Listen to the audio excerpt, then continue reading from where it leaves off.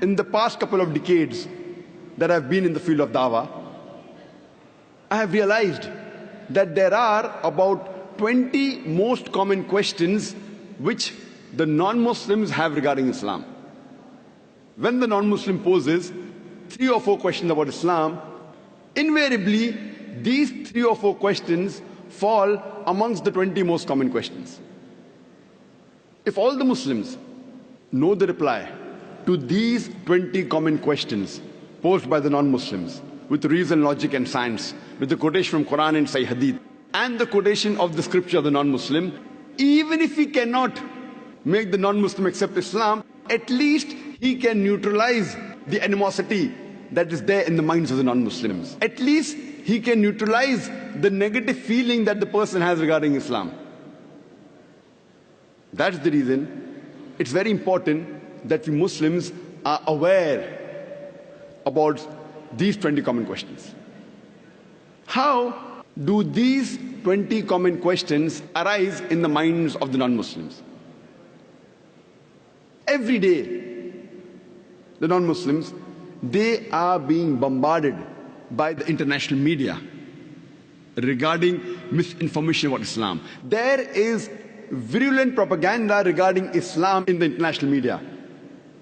Whether you read the international newspapers, the international magazines, the radio broadcast stations, the television satellite channels, the internet, we find there is virulent propaganda regarding Islam. And depending how the media portrays Islam, these 20 common questions, they keep on changing. The 20 common questions that were there a couple of decades earlier, they were different than what they are today. The 20 common questions a couple of decades later may change again, depending upon how the media portrays Islam. Similarly, the 20 common questions keep on changing in the minds of the non-Muslims. And believe me, by Allah's grace, I have traveled to most of the major countries in the world. USA, Canada, UK, Saudi Arabia, UAE, Malaysia, South Africa, India. Wherever you travel, these 20 common questions are the same.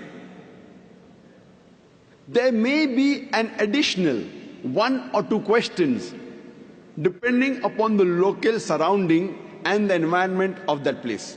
For example, if you go in the Western countries, there may be an additional question: why does Islam prohibit the taking and giving of interest?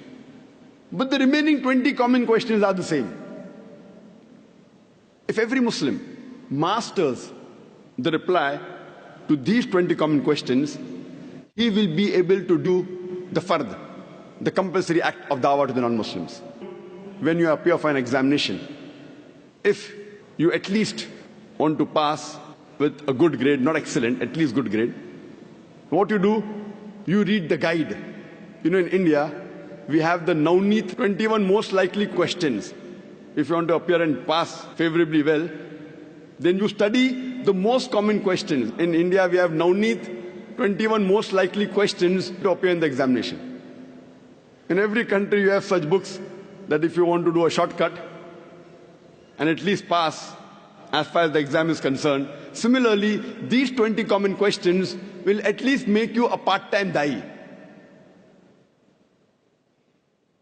If it cannot make the non-Muslim accept Islam, it will at least remove the animosity that is there in the mind of the non-Muslim.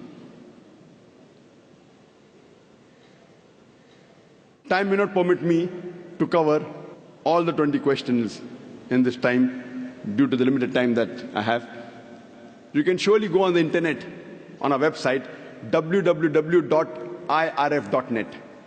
where all these answers are given in detail.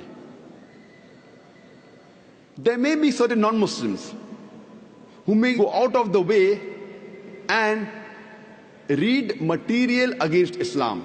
For example, they may go to the anti-Islamic sites. They may read books which are written against Islam. As far as these non-Muslims are concerned, who go out of the way to find additional material against Islam, for that we have another 20 common questions asked by non-Muslims who have gone to anti-Islamic sites and have read material against Islam. That we won't discuss today. That is, if you want to get, maybe first class or distinction, you have to do that. The reply to these 20 common questions asked by non-Muslims who go to anti-Islamic sites is also given on our website www.irf.net.